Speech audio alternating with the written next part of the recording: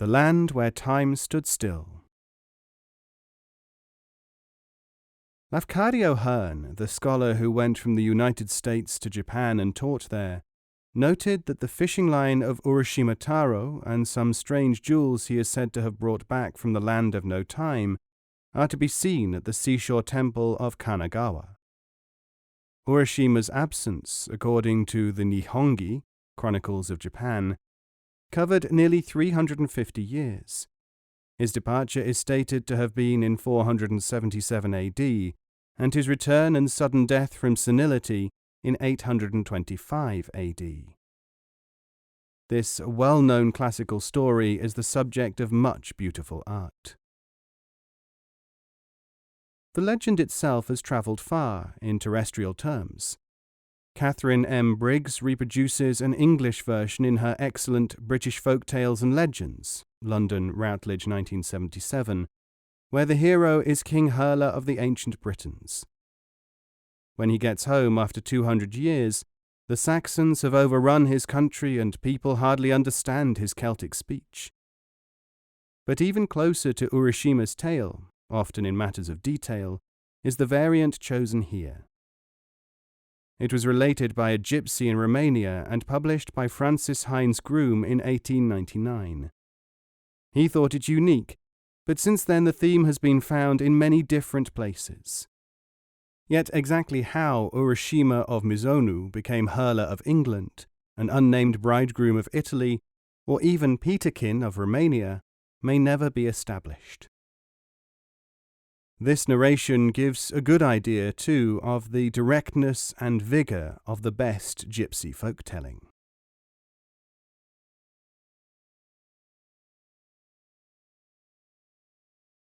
There was once a monarch called the Red King.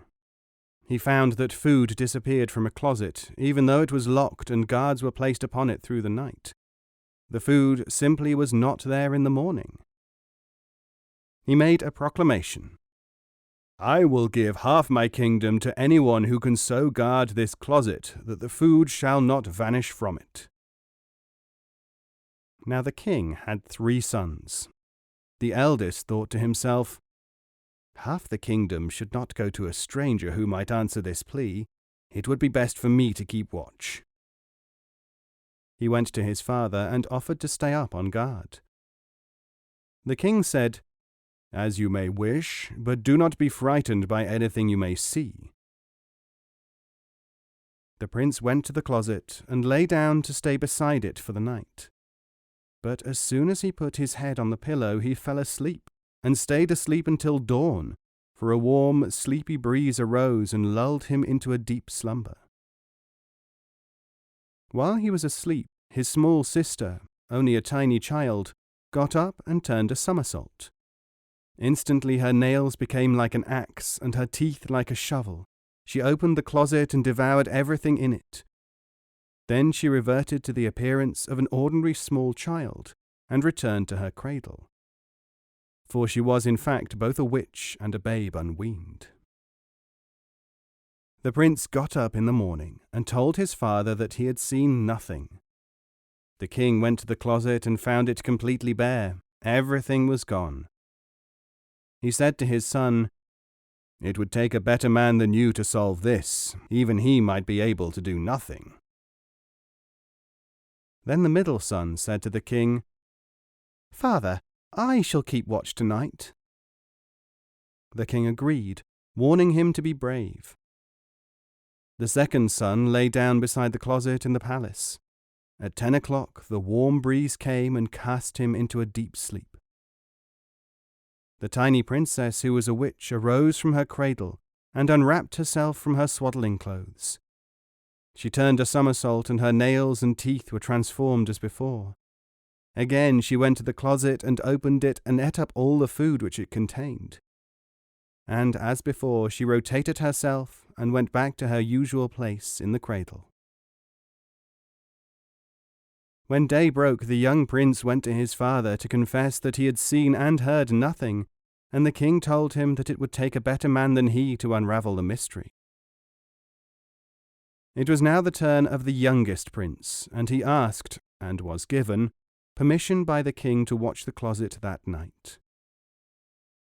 This young man, however, did not at once lay himself down to rest like his brothers. He took 4 needles and stuck them in 4 places. When he began to feel tired, he pricked himself with a needle, and so he stayed awake until 10 o'clock. When the tiny witch rose from her cradle, her brother saw her. He watched while she turned a somersault, and as her nails and teeth became transformed, and as she devoured the food, and when she returned to her cradle. The prince was terrified. He trembled with fear, and it seemed to him, as he lay quietly there, that 10 years passed before the dawn. When it was light, his father sought him out and said, "Did you see anything?" "What did I see? What did I not see?" answered the youth, and he would say no more about his terrible experience. He asked the king to give him some money and a horse and to let him travel, for he had decided to go away and get married. His father gave him 2 sacks of money and a horse, and he went to the outskirts of the city and dug a hole. He left the coins buried there in a stone box, and put a stone cross on top to mark the place. Then he set off on his travels. He journeyed for 8 years, and then he came to the place of the queen of all the birds that fly. She asked him, "Where are you going?" He said, "I am going yonder, where there is neither death nor old age, to get married." The queen said to him, "There is neither death nor old age here." The prince asked her how that was. The queen said, "Death and old age will not come to take me away until I have broken the last twig of this huge forest." But the prince realized that that time would in fact come one day, and so he started off again on his way. After another 8 years, he arrived at a palace of copper. Out of it came a maiden who took him in her arms and kissed him. She said, "I have waited a very long time for you." She took the prince and the horse in her charge, and he spent the night there. In the morning he placed the saddle on his horse. Then the maiden began to weep and asked, "Where are you going?" "I am going further, to where there is neither death nor old age." She told him that there was neither of those things where they now were, and the prince asked her how that could be. "Death will not come here until these mountains are leveled and these forests have disappeared." "That is not good enough for me," he said, and he went on his way. Now of all things, his horse said to him, "Master, whip me 4 times and yourself twice, for you have come to the plain of regret. And regret can seize you and throw you down, horse and all. So spur your horse and escape, and do not linger here." He did as he was told, and crossed the plain of regret, and then came to a hut. A lad came out and asked, "Where are you going, and what do you want?" The prince told him of his quest. The lad said, "There is neither death nor old age here, for I am the wind." At last the prince thought he could rest. He stayed there for 100 years, and he did not age at all. He used to go hunting, and always found so much game that he could hardly carry it home. The wind had said to him, "Go, by all means, into the mountains of gold and the mountains of silver, but do not go into the mountain of regret or to the valley of grief." But one day the prince did go to the mountain of regret and into the valley of grief. And that was how grief cast him down until his eyes were full of tears. He remembered his home and went to the wind in sadness, saying, "I am going home to my father, for I cannot stay here any longer." The wind told him, "Do not go, for your father is dead, and you have no brothers either. 1,000,000 years have come and gone since the times you recall at the palace. Even the place where the building stood is not remembered. Melons have been planted on it, I know, for I passed that way no more than an hour ago. But the prince took no notice of the wind and started on his way back to his home. As he arrived at the palace of copper, he saw that the mountains were flat, and that the maiden had cut the last stick of the forest, and that she had died. He buried her and continued his journey. Presently he came to the queen of all the birds that fly. When she saw him, she said, "You are still young." Then she broke through the very last branch in her forest, and she fell and died.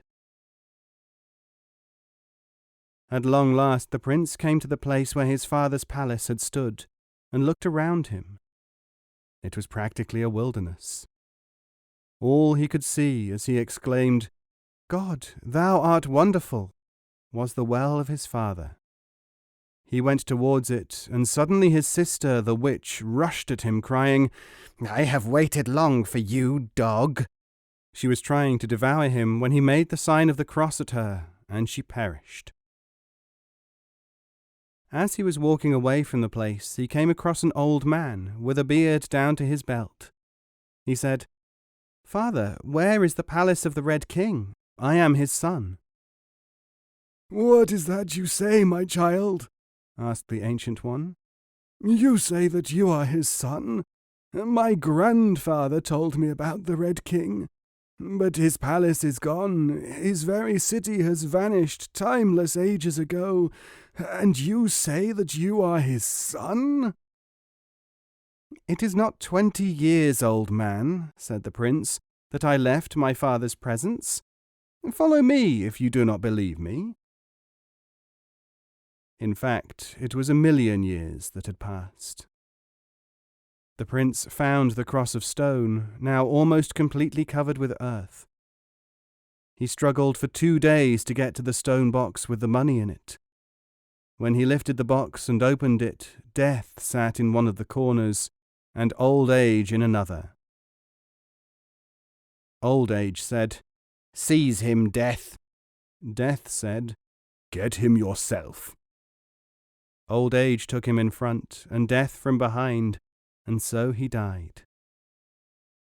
The old man took him and gave him a decent burial, and then took for himself the money and the horse.